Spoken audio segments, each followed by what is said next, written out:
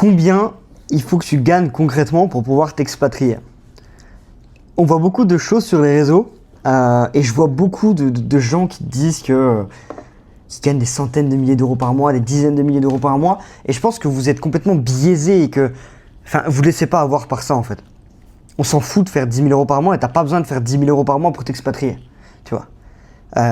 Aujourd'hui, je fais plus de 10 000 euros par mois, mais quand je me suis expatrié, je ne les faisais pas. Je faisais 3, 4, 5 000 euros par mois et je vivais déjà très bien, tu vois. J'étais allé dans un premier temps à Gênes, en Italie. C'est un peu moins cher que la France, mais j'étais en plein centre-ville, donc je payais quand même 1150 euros de loyer. C'est pas rien non plus, mais je gagnais 4000 à peu près, et bon, je vivais super bien, tu vois. Je pouvais mettre 1000, 1500 de côté, et je vivais très bien. Et là, je suis à Kuala Lumpur, c'est en Asie, donc je te laisse imaginer, c'est encore moins cher. Et pour autant, je gagne 3 fois ce que je gagnais avant, tu vois, et ça augmente un petit peu tous les mois. Donc, ça, c'est cool, mais tout ça pour te dire que tu n'as pas besoin de gagner 10 000 euros par mois. On va voir ensemble un petit peu, on va faire les calculs. Grosso modo, si jamais tu veux t'expatrier en Asie, surtout, dans les pays qui ne sont pas non plus hyper chers, on ne parle pas de Dubaï, ok, tu n'as pas besoin d'être à Dubaï pour être heureux ou quoi que ce soit, non. Donc, on part du principe que tu as un business, une activité, peu importe, tu fais du setting, du closing, tu as une agence, je ne sais pas, tu fais du e-com. Pour moi, si tu arrives à stabiliser minimum, et je dis bien minimum 3 000 euros par mois, tu peux t'expatrier en fait. Ça reste mon avis. C'est mon humble avis, mais si tu restes en France, que tu gagnes 3 000 euros par mois, l'État il va t'en prendre 20% si tu es en auto-entreprise, donc il te reste 2004. Ce qui est bien si tu es à l'étranger, c'est que tu as juste à monter une LLC au Nouveau-Mexique ou je ne sais où, et tu ne payes pas d'impôt, tu payes 0% d'impôt littéralement. Donc si tu gagnes 3 000, déjà tu gagnes 3 000 dans ta poche. Donc ça change. Donc en fait, pose-toi la question, est-ce que j'ai envie de gagner un peu plus d'argent avant de vouloir chercher d'autres clients? Demande-toi si tu peux pas juste t'expatrier et du coup gagner plus vu que tu maximises tes revenus et ton profit parce que tu ne payes plus d'impôts. Ça peut être une solution. À partir du moment où tu fais 3 000 euros par mois, tu peux vivre. Pourquoi? Là, je suis à Kuala Lumpur actuellement, ok?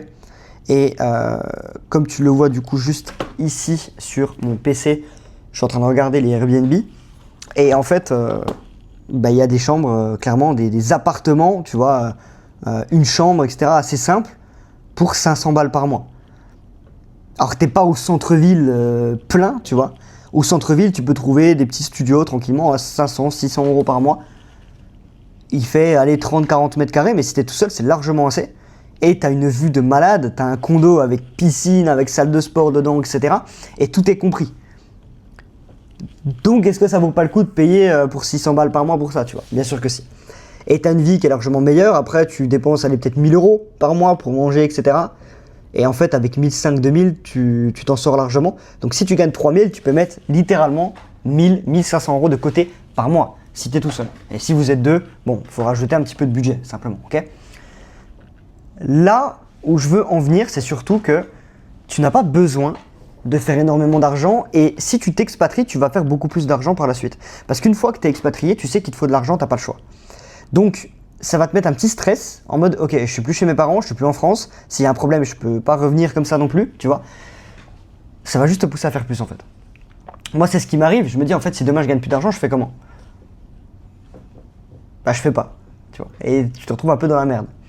Donc, le fait de t'expatrier, d'aller dans un autre pays, ça te force à juste te dire ok, je m'y mets à fond en fait. Et on voit.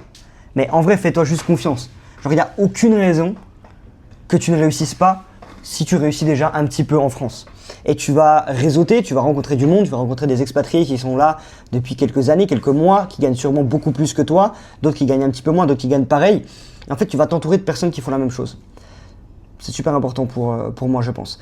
Si on reprend notre calcul un petit peu, billet d'avion aller-retour, on va aller voir, mais billet d'avion Paris, Kuala Lumpur par exemple, tac, billet d'avion Paris Kuala Lumpur, je vais te dire ça tout de suite, mais je pense que tu vas être étonné du prix. Si on prend par exemple à partir de septembre, pour ceux qui regardent la vidéo et qui disent ok, je vais me barrer, donc à partir du 2 septembre. Donc si on prend un aller simple, parce qu'on se dit que vous voulez vraiment venir vivre ici, pour une personne en éco, c'est 400 euros. Donc 400 euros, je pense que c'est moins que ce que tu payes en impôts si jamais tu vis en France, que tu habites en France et que tu as ta boîte en France. Donc pour 400 balles, tu changes ta vie et tu fais juste beaucoup plus d'économies et tu vis beaucoup mieux en fait. Genre en France, il fait tout le temps moche, t'as pas trop de sécurité. En Asie, c'est complètement l'inverse en fait. C'est genre incroyable, tu vois. Et je pense que l'Asie, c'est le meilleur endroit pour moi pour s'expatrier quand tu gagnes, allez, on va dire moins de 10 000 euros par mois. À moins de 10 000 euros par mois, ça sert à rien d'aller autre part. Si Miami, t'es pauvre, Dubaï, tu vis, mais tu vas dépenser tout ce que tu gagnes. Tu vois, si aujourd'hui j'étais à Dubaï, je pense que je dépenserais minimum 5-6 000 balles par mois. C'est pas le but, en vrai. Moins le loyer, donc en vrai, peut-être 8 000 balles par mois. Et sur 10-12 000, tu vois, je mettrais peut-être 2 000, 3 000 de côté par mois. Et c'est pas le but. Tu vois, si tu gagnes 10-15 000, le but c'est de mettre beaucoup plus. Avec une fois que tu es tout payé, il te reste au moins 10-12 dans ta poche et que tu puisses mettre 7-8 de côté, tu vois. C'est ça en fait, le but. Le plus important, c'est pas combien tu gagnes, c'est combien tu gardes. Donc honnêtement, 400 balles de billets d'avion, t'arrives là-bas, allez, 700 euros maximum pour ton appartement par mois. Tu vis avec 1003, en gros, il te reste 1000 euros, tu vois, à la fin du mois, à mettre de côté. Donc plus, j'imagine, que ce que tu as en France. Ça fait 12 000 à l'année et ça va te pousser à faire beaucoup plus. Donc dis-toi que je pense que si tu viens ici, tu vas voir tellement de belles choses, il y a des magasins de luxe partout, tu vas avoir envie de te faire plaisir, peut-être de t'acheter des choses chères, etc. Si tu gagnes 3 000 euros par mois, tu ne peux pas, et donc ça va te pousser à faire plus pour pouvoir te les acheter, justement. Et ça, je pense que ça n'a pas de prix. Et vivre dans un endroit comme ça, comme celui-ci, qui te pousse tous les jours à faire plus encore et encore, ça reste quand même très rare. Donc, moi, ce que je te conseille, c'est que dès que tu fais 2-3 000 balles par mois, tu t'expatries, simplement. Là, au début de cette vidéo, je t'ai dit que tu n'avais pas besoin de faire 10 000 euros par mois, etc. Ou s'expatrier, je te l'ai dit aussi. Il y a pas mal d'autres pays qui sont intéressants par rapport aux impôts. Il y a Malte, notamment. Malte, c'est pareil, tu vois, les logements, les loyers sont souvent à plus de 1 000 euros par mois pour un petit studio. Là où ici, un petit studio, ça va te coûter 350 balles par mois, tu vois. Donc après, c'est un choix. Mais la vie est moins chère en Asie. Et beaucoup mieux pour moi, tu as beaucoup plus de choses à visiter. Quand tu habites à Kuala Lumpur par exemple, tu es à 1 heure d'avion de Bangkok, de Da Nang, du Vietnam, du Japon, tu es à 2 heures d'avion et ça te coûte 100 balles aller-retour par personne, tu vois. Et en fait, tu peux littéralement vivre une vie de rêve. Tu peux aller sur les îles les plus incroyables du monde pour 100 balles par personne aller-retour, littéralement. Là où en Europe, bon, oui, tu peux aller dans les villes d'Europe, c'est cool. Tu vois pas grand-chose, quoi, tu vois. Tu vois pas grand chose et tu payes beaucoup d'impôts. Et si jamais tu as un business qui commence vraiment à scaler, dis-toi juste que plus tu gagnes, plus tu vas payer d'impôts. Donc moi, ma vision, c'est tu gagnes 2 000, 3 000 euros par mois, tu t'expatries, tu gagnes encore plus, et en fait tu gardes encore plus parce que tu ne payes plus d'impôts. D'ailleurs, ceux qui veulent justement des renseignements sur les LLC au Nouveau-Mexique, etc., pour ne justement pas payer d'impôts, c'est totalement légal évidemment, habiter à l'étranger, tout ça, contactez-moi sur Instagram directement et je vous aiderai par rapport à ça, j'ai un contact qui me le fait. Donc voilà, il n'y a pas de souci là-dessus. Je pense que c'est tout pour cette vidéo, mais c'est hyper important d'en avoir parlé, parce que concrètement, je vois beaucoup de vidéos de gens qui disent qu'ils gagnent 20, 30 000, 50 000, 100 000 euros par mois, ça peut être vrai, mais t'as pas besoin de ça pour t'expatrier. Du coup, beaucoup d'entre vous se disent ah, je suis pas sûr d'être légitime de. En fait, si. Et au pire des cas, si ça marche pas, au pire des cas, si tes chiffres descendent, bon ben voilà, tu dépenseras un peu moins. Et si vraiment ça se casse la gueule, ok, c'est pas grave. Si t'as fait les choses bien, t'as un peu d'argent de côté, tu prends un billet retour, tu rentres. Mais ça, c'est dans très peu de cas. Et dans la majorité des cas, ça va juste changer littéralement ta vie. Parce que tu vas avoir un autre mindset, tu vas avoir des autres choses, tu vas avoir des autres personnes, des personnes qui ne réfléchissent pas du tout comme les Français. Tu vas être loin de ta famille, ce qui va te pousser aussi à faire plus. Littéralement, pour les rendre fiers, tu vas peut-être te lancer sur les réseaux parce que du coup, tu as un cadre de vie qui est largement supérieur à celui de la France. Il y a plein d'avantages à s'expatrier. Le seul inconvénient, c'est que tu es loin de ta famille. Mais à un moment donné, pour réussir, il faut faire des concessions.